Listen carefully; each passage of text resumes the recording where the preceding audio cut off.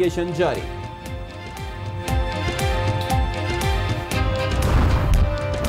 एक वादा जरूर करता हूं कि अल्लाह ताला के फजलो करम से ये जुलाई के जो इलेक्शन में है, नवाज शरीफ का परचम लेके फिर वहां से मैं नहीं तो कोई और जीतेंगे, हाँ जीतेंगे इंशाल्लाह ताला, हम नहीं। मैं नहीं तो कोई और सियालकोट से नवाज शरीफ का परचम बुलंद करेगा। ख्वाजा आसिफ का अपनी नाअहली के खिलाफ सुप्रीम कोर्ट जाने का ऐलान, अदालत उज़्मा से इंसाफ की उम्मीद लगा ली।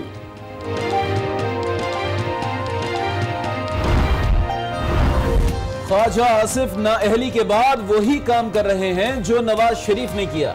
इमरान खान का इस्लामाबाद हाई कोर्ट के फैसले का खैर मकदम, वजीर दाखिला एहसन इकबाल के अकामे पर भी सवाल उठा दिए।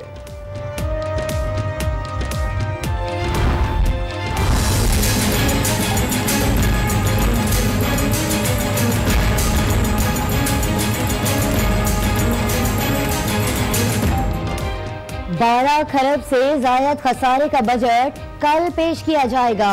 सरकारी अफसरान की तनख्वाहों में 10 से 15% इजाफे की तजवीज़। ग्रेड 20 और ऊपर के अफसरान के लिए एग्जीक्यूटिव अलाउंस मुतारिफ। हाउस रेंट सेलिंग में 30% और हाउस रेंट अलाउंस में 50% इजाफा होगा। तनख्वाहों में 7.5% एडहॉक रिलीफ मिलेगा। तफसीलात आज न्यूज़ ने हासिल कर ली।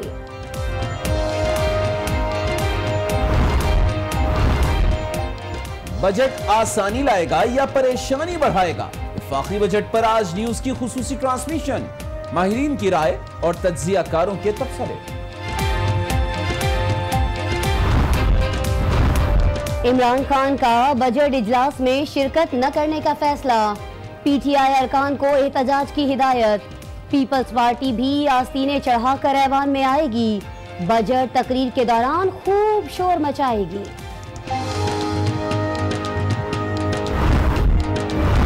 तकरीबन हर स्टेटिस्टिक में, चाहे वो जीडीपी ग्रोथ हो, इन्फ्लेशन हो, डेफिसिट हो, हमने बेहतरी करी है। तो इकोनॉमी के मेरे ख्याल से हर पहलू में हमने अच्छा किया। और जैसे हसन भाई ने फरमाया, हमने इन 5 सालों में 12,000 मेगावाट लगा के चला दिए। इक्तिसादी सर्वे आ गया, मुआशी अहदाफ पूरे ना कर सके, अवाम से किए गए वादे पूरे करने का दावा भी किया। वजीर प्लानिंग एहसन इकबाल ने मुआशी नाकामी की सारी जिम्मेदारी सियासी हालात पर डाल दी। अगर गुज़श्ता साल में हमें इस सियासी बहरान का सामना ना होता जिसने मुल्क में बेयकीनी पैदा की है, तो हम बाआसानी 6.1% के करीब पहुंच सकते थे। बजट के बारे में हमारी अपोजिशन की बातचीत जारी है, हमारी डिस्कशन हो रही है, और अगर हम एक पॉइंट पर आ गए तो इंशाल्लाह बजट आएगा, अगर नहीं आए तो फिर नहीं आएगा। वज़ीर आला खैबर पख्तूनख्वा परवेज खट्टक का यू टर्न। सूबाई बजट को अपोजिशन के साथ इत्तेफाक़ी राय से मशरूत कर दिया। कहते हैं अगर अपोजिशन ने साथ न दिया तो बजट पेश नहीं करेंगे। अदालती फैसले का एहतराम करते हैं, यकीन है ख्वाजा आसिफ को अदालत उज़्मा से इंसाफ मिलेगा। वज़ीर आला पंजाब मियां शहबाज शरीफ का भी रद्द अमल सामने आ गया। मरियम नवाज कहती हैं अवाम अब ख्वाजा आसिफ के साए को भी वोट देंगे। इंशाअल्लाह ताला आप देखेंगी कि आने वाले दिनों में मज़ीद विकटें गिराई जाएंगी PMLN की, और वो ज्वाइनिंग्स होंगी।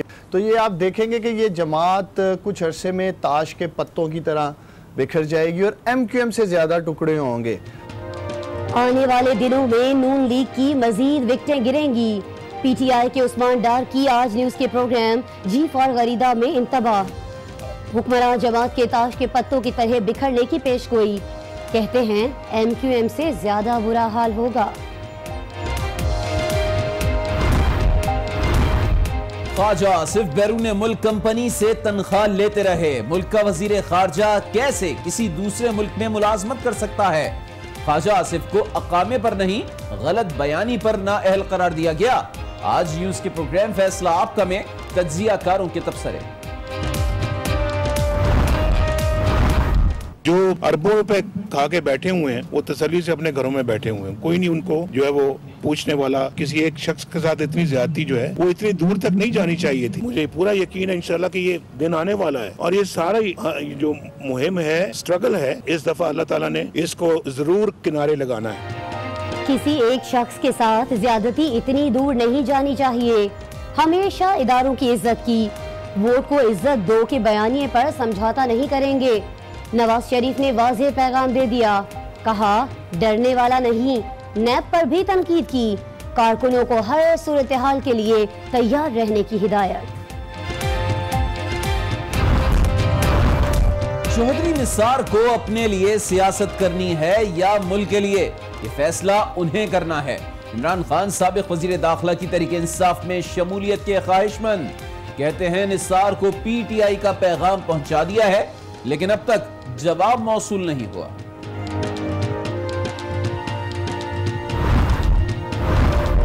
आसिफ अली जरदारी से कोई इख्तलाफ नहीं। बिलावल भुट्टो जरदारी से मोहब्बत करता हूँ लेकिन पीपल्स पार्टी में वो नजरियाती सियासत नहीं जो होनी चाहिए थी। पीटीआई के रहनुमा नदीम अफजल चंद का आज राना मुबशर के साथ में खुसूसी इंटरव्यू, पीपल्स पार्टी के तमाम रहनुमाओं को काबिले एहतराम करार दे दिया। मुत्तहिदा मजलिस अमल का अहम इजलास आज इस्लामाबाद में तलब, मौलाना फजलुर रहमान सदारत करेंगे। इजलास में सियासी सूरत हाल और आम इंतखाबात से मुताल्लिक हिकमत अमली पर गौर होगा। कराची में बिजली का बहरान, जमात इस्लामी का हड़ताल का ऐलान, आज शटर डाउन होगा। ताजिरों का इजहार यकजहती, हड़ताल की हिमायत कर दी। अपने बच्चों को अच्छी जिंदगी देनी है तो फिर निकलो बाहर। अब ये हुक्मरानों का आखिरी वक्त आ गया है, हमने हकूक छीनने। जिन लोगों को चौकीदार बनाया उन्होंने घर लूटा। मुहाजिर नाम पर 3 नस्लें बर्बाद कर दी गईं। एक नस्ल जमीन के नीचे चली गई, एक जेलों में है।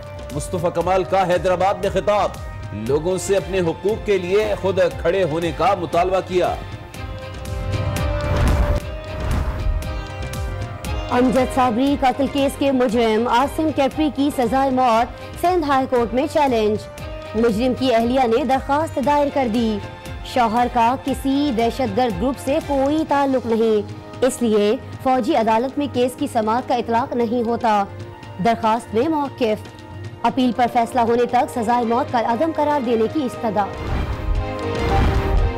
नैब की लाहौर पार्किंग कंपनी के खिलाफ कार्रवाई, पेपर रूल्स की खिलाफ वर्जी के इल्जाम में 5 मुल्जिमान धर लिए गए। सीईओ और सीएफओ भी शामिल। मुलाजमीन पर ग्रीन पार्क और एनटीजी ग्रुप्स को गैर कानूनी ठेका देकर हुकूमती खजाने को करोड़ों रुपए का नुकसान पहुंचाने का इल्जाम है। बुलेटिन का आगाज करते हैं इस्लामाबाद हाई कोर्ट के फैसले से, जिसमें ख्वाजा आसिफ सियासत से ताहयात नाअहल हो चुके हैं। फैसले के मुताबिक ख्वाजा आसिफ सादिक और अमीन नहीं रहे। इस्लामाबाद हाई कोर्ट के 3 रुकनी बेंच ने महफूज फैसला सुनाया। 35 सफ़हात पर मुश्तमिल अदालती फैसला जस्टिस अतहर मिनल्लाह ने पढ़ा।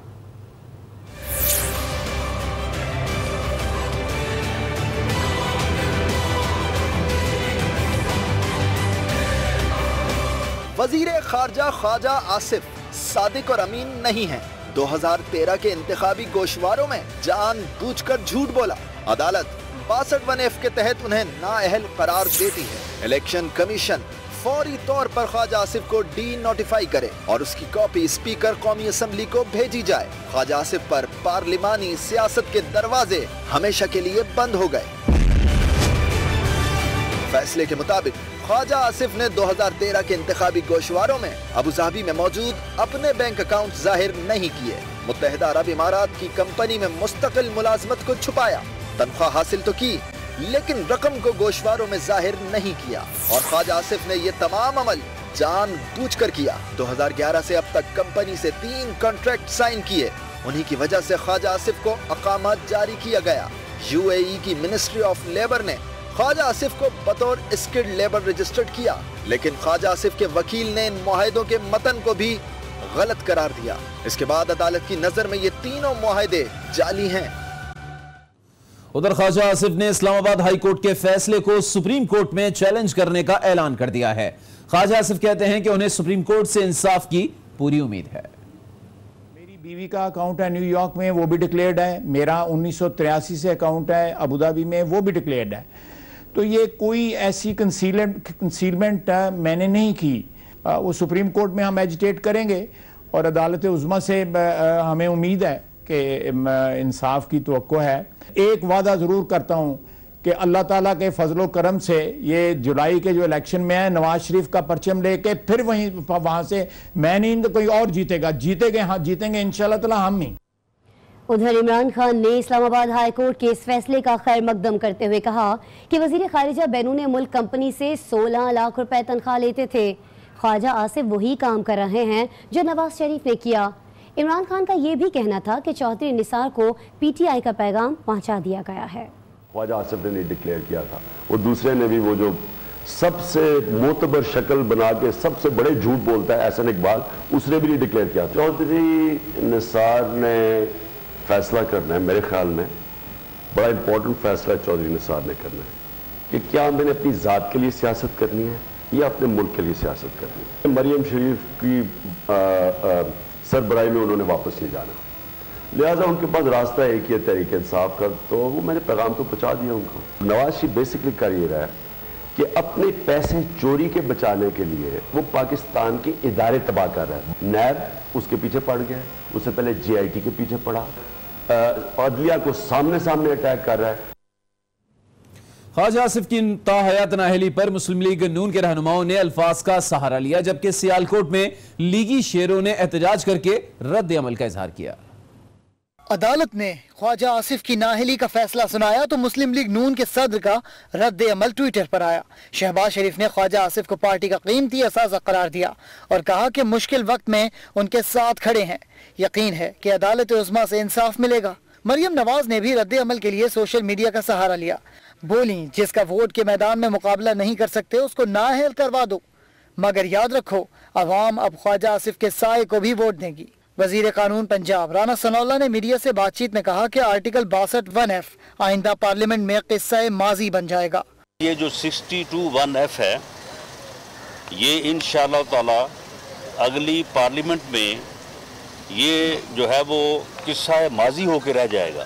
जिस तरह से कभी जिसको लोग याद करते हैं कि 58(2)(b) हुआ करती थी। ख्वाजा आसिफ की नाअहली के खिलाफ सियालकोट में लीगी कारकुनों ने एहतजाज किया।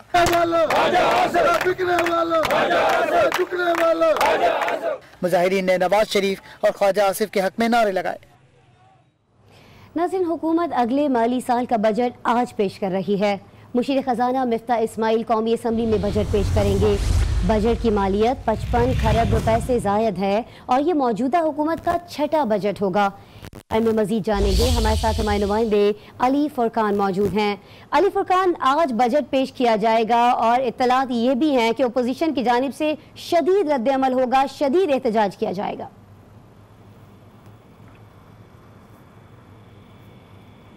अली फुरकान, आप मुझे सुन सकते हैं?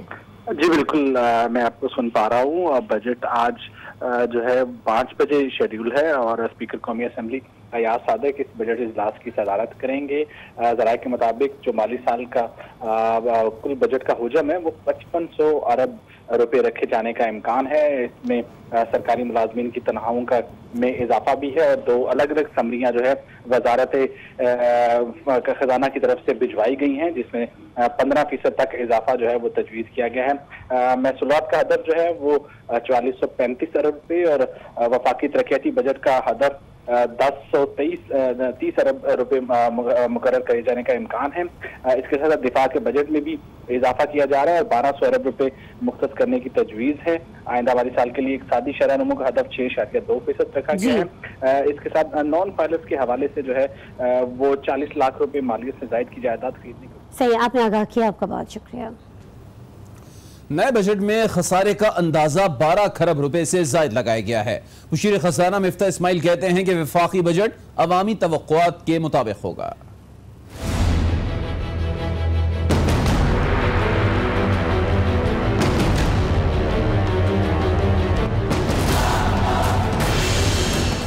आइंदा माली साल का वफाकी बजट कौमी असम्बली में पेश किया जाएगा।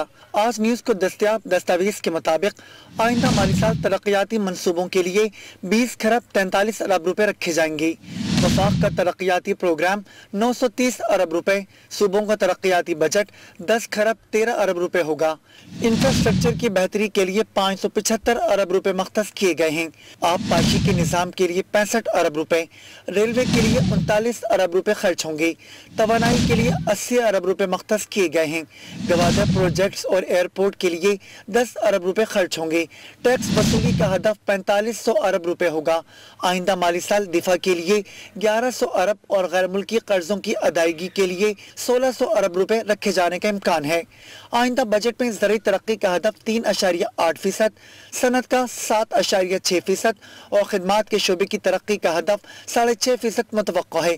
अफरात ज़र की शरह को 6% तक महदूद रखा जाएगा। नाज़रीन, वफाकी हुकूमत ने आइंदा माली साल के बजट में सरकारी मुलाजमीन को खूब नवाजने का फैसला किया है। मराज की तफसीलात आज न्यूज़ सामने ले आया। ज़राए बता रहे हैं कि ग्रेड 20 और उससे ऊपर के जो अफसरान होंगे उनको एग्जीक्यूटिव अलाउंस देने की तजवीज़ दी गई है। इसी बारे में हम मज़ीद जानेंगे। हमारे साथ हमारे नुमाइंदे राना तारिक मौजूद हैं। राना तारिक, बताइएगा इस बारे में।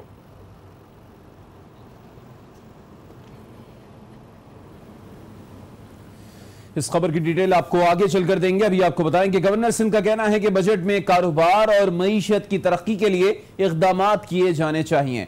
तकरीब से खिताब में मोहम्मद जुबैर ने कहा कि डॉलर के अदम तवाज़ुन को कंट्रोल करने की कोशिश कर रहे हैं। रवां बरस 4000 अरब रुपए का टैक्स जमा हुआ। ये बहुत ही इम्पोर्टेंट इक़दाम है। ऐसी पॉलिसी बनानी चाहिए कि जिससे इन्वेस्टमेंट आए। असरात नेगेटिव भी होते हैं, कोई भी पॉलिसी विदाउट नेगेटिव्स नहीं आती। उसको कंटेन करने की बात होती है, रिस्क को मिनिमाइज करने की बात होती है।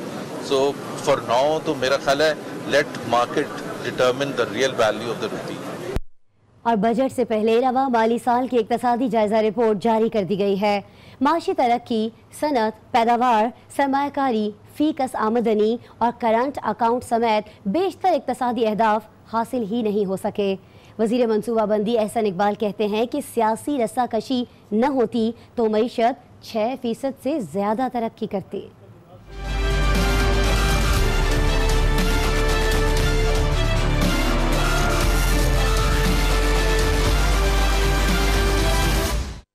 रवां माली साल का इक्तसादी कच्चा चट्टा खोल दिया गया। वज़ीर मनसूबाबंदी एहसन इकबाल ने एक बार फिर सियासी बहरान को तरक्की की शरह में कमी की वजह करार दिया। मैं ये बात बहुत वसूख से कह सकता हूँ कि अगर गुज़श्ता साल में हमें इस सियासी बहरान का सामना ना होता जिसने मुल्क में बेयकीनी पैदा की है, तो हम बाआसानी 6.1% के करीब पहुँच सकते थे।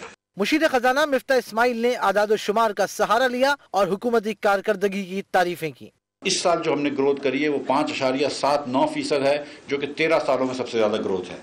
एग्रीकल्चर की ग्रोथ 13 सालों में सबसे ज़्यादा है, 3.8%। मैन्युफैक्चरिंग की ग्रोथ फिर 5.8% है, जो कि पूरे 10 सालों में सबसे ज़्यादा है। और सर्विसेज की ग्रोथ जो है वो 6.4% है। लार्ज स्केल मैन्युफैक्चरिंग जो है वो 6.25% से बड़ी है।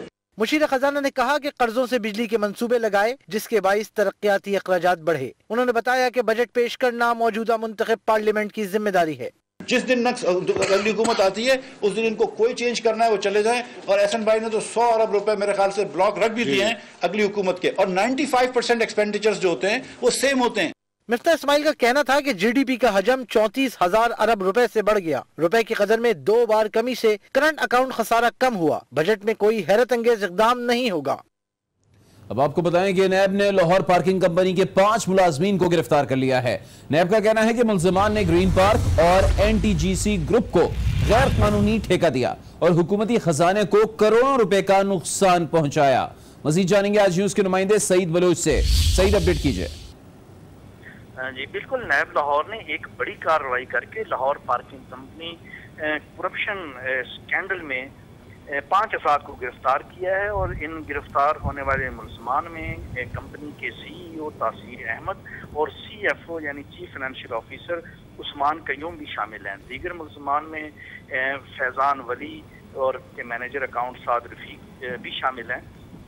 और नेशनल टेक्नोलॉजी ग्रुप है, उसके CEO फैसल राव भी शामिल हैं। तर्जमान नैब का ये कहना है कि तमाम मुलजमान ने मिली भगत के साथ पेपरा रूल्स की खिलाफ वर्जी करते हुए गैर कानूनी तौर पर पार्किंग कॉन्ट्रैक्ट जो है वो ग्रीन पार्क और NTG नामी ग्रुप्स को नवाजा और हुकूमती खजाने को इस तरह से उन्होंने नुकसान पहुंचाया। बहुत शुक्रिया सईद बलोच आपका। कराची का रुख करते हैं, जहां लोड शेडिंग और पानी के बहरान के खिलाफ जमात इस्लामी आज हड़ताल करेगी। कराची ट्रांसपोर्ट इत्तेहाद, स्मॉल ट्रेडर्स और कई ट्रांसपोर्टर्स ने भी इस हड़ताल की हिमायत की है। जमात इस्लामी कराची के अमीर हाफिज नईमुर रहमान ने प्रेस कॉन्फ्रेंस के दौरान कहा कि कराची की सूरत हाल बदतरीन हो चुकी है। इस वक्त कराची शहर की सूरत हाल ये है कि ये बदतरीन मसाइल में घिरा हुआ है और सर फहरिस्त एक बिजली का मसला और एक पानी का मसला। हमारा मसला ये है कि कराची के लोगों को बिजली मिलनी चाहिए और उस कीमत में मिलनी चाहिए कि जिस कीमत में हम खर्च करते हैं। एक प्राइवेट कंपनी अपना प्रॉफिट बढ़ा रही है और हमें सहूलतें नहीं पहुंचा रही है, अपने कोई वादा पूरा नहीं कर रही, तो इसको जुर्म कहा जाएगा।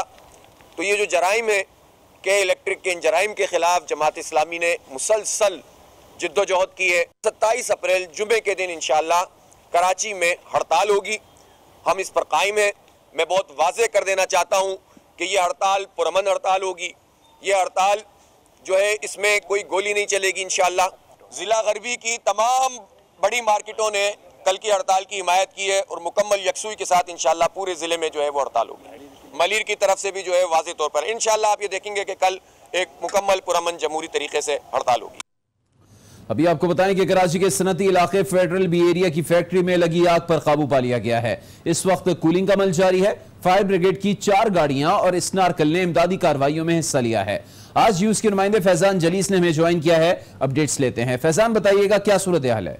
जी बिल्कुल, FB सनती एरिया का इलाका है जहां पर जो है वो गारमेंट्स के गोदाम में एक जो है वो आग लगी है। गारमेंट्स फैक्ट्री की बालाई मंजिल पर वाक़ ये गोदाम है जहां पर आतिशज़दगी के वाक़े को काफ़ी वक्त गुजर चुका है। फायर ब्रिगेड की 4 गाड़ियां, एक स्नारकल को यहाँ तलब किया गया था, जिसके बाद पाक बहरिया की भी 3 गाड़ियाँ यहाँ पर जो है वो आग पर काबू पाने में मसरूफ़ थी। तहम काफ़ी वक्त गुजरने के बाद आग पर मुकम्मल तौर पर काबू तो पा लिया गया है, लेकिन कूलिंग का अमल अब भी जारी है। हमारा कैमरामैन मंसूर अगर आपको दिखाएं, ये वो फैक्ट्री है जहाँ पर दूसरी मंजिल पर जो है वो वाक़या गोदाम है, जिसके अंदर कपड़े के अलावा प्लास्टिक का भी काफ़ी बड़ी तादाद में जो है वो सामान मौजूद है। तमाम चीफ फायर ऑफिसर भी यहाँ पर आए थे, उन्होंने भी जो है वो यहाँ का दौरा किया था। फायर ब्रिगेड के रजाकार और इस वक्त रेस्क्यू की टीमें भी यहाँ पर जो है वो मौजूद है। काबू आग पर पा लिया गया है, लेकिन कूलिंग का अमल जो है वो